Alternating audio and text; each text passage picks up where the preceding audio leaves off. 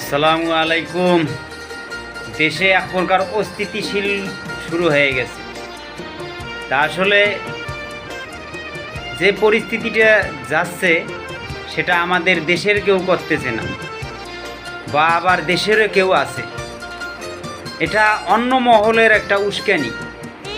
এই উস্কানিতে আমাদের নিজেদের ক্ষতি ভাই। তাই আমাদের নিজের জায়গার থেকে আমরা সবাই সবার জায়গার থেকে চিন্তা করব, এই দেশ আমাদের, দেশের মানুষ, সকল মানুষ ভাই বোন সবাই আমাদের ক্ষতি আমরা কেউ করব না, এই রকম চেষ্টা কেউ আমরা চালাবো না। সবাই সবার জায়গা থেকে আমরা চিন্তা করব কিভাবে আমাদের দেশটা ভালো থাকে, কিভাবে আমাদের দেশের মানুষ ভালো থাকে। আল্লাহ তাআলা সেই তৌফিক দান করুক। আমরা কারো ক্ষতি করব না, কোনো দেশের কোনো সম্পদের আমরা ক্ষয়ক্ষতি করব না।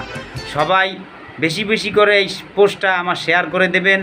পারলে আপনারাও এরকম ভিডিও তৈরি করে ছাড়বেন, যাতে প্রত্যেকটা মানুষের কাছে পৌঁছে, প্রত্যেকটা মানুষ যেন প্রত্যেকটার নিজের বিবেক থেকে এসব কাজ না করে। আসসালামু আলাইকুম।